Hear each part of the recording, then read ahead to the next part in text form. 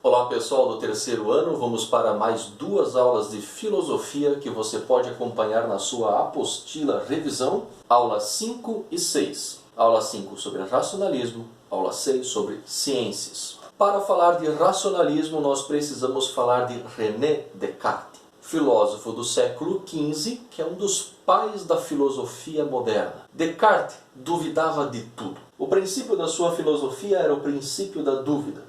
Para que tomemos algo como certo, esse saber deve resistir a qualquer dúvida. A grande questão é que nós podemos duvidar de qualquer coisa. Para tudo nós podemos colocar um ponto de interrogação atrás. Porque a realidade percebida com os nossos sentidos pode ser enganosa.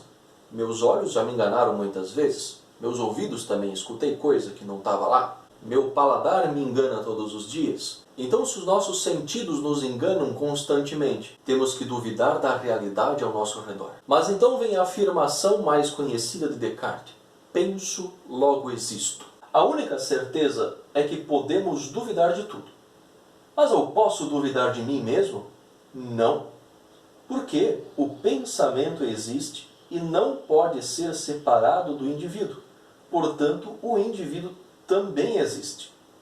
É a razão que determina a verdade, não os sentidos. A partir dessa afirmação, cogito ergo sum, ou penso logo existo, Descartes percebe uma certeza: ele existe. Como que ele chegou a essa certeza? Através da sua racionalidade. Portanto, é a razão que determina a verdade das coisas, e é apenas pela razão que podemos fazer verdadeira filosofia. Qual é este método racional de Descartes?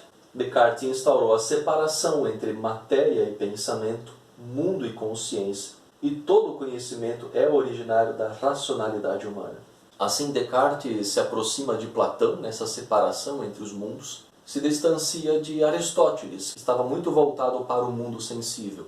É por isso que essa corrente filosófica se chama racionalismo. Simples, né? Moleza. Racionalismo, Descartes. Só lembrar disso. Agora vamos falar de ciências. O que filosofia tem a ver com ciências? Tudo.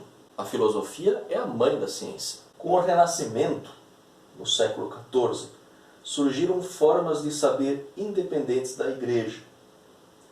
A explicação da natureza, separada da religião, passou a ser chamada de ciência.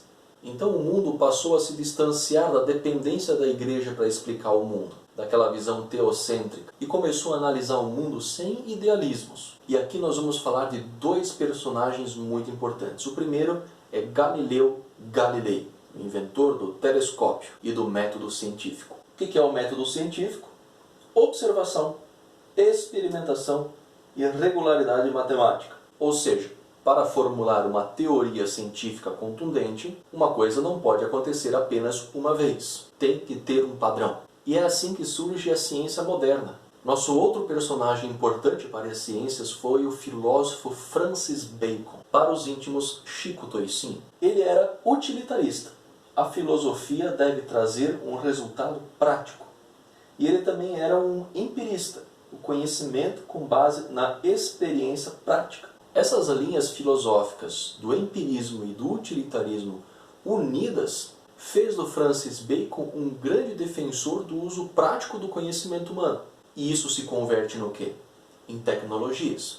Para terminar, a apostila coloca 3 questões finais. A primeira é ciência ou fé? Tenho a mesma opinião que Isaac Newton, um dos maiores cientistas do mundo. Quanto mais ele estudava a ciência, mais ele se deparava com questões que apenas um Deus poderia fazer. Portanto, a ciência fortalecia a sua fé, minha opinião. Ciência e a realidade tem a ver com o uso prático da ciência. Um dos primeiros e grandes princípios da ciência era a sua neutralidade.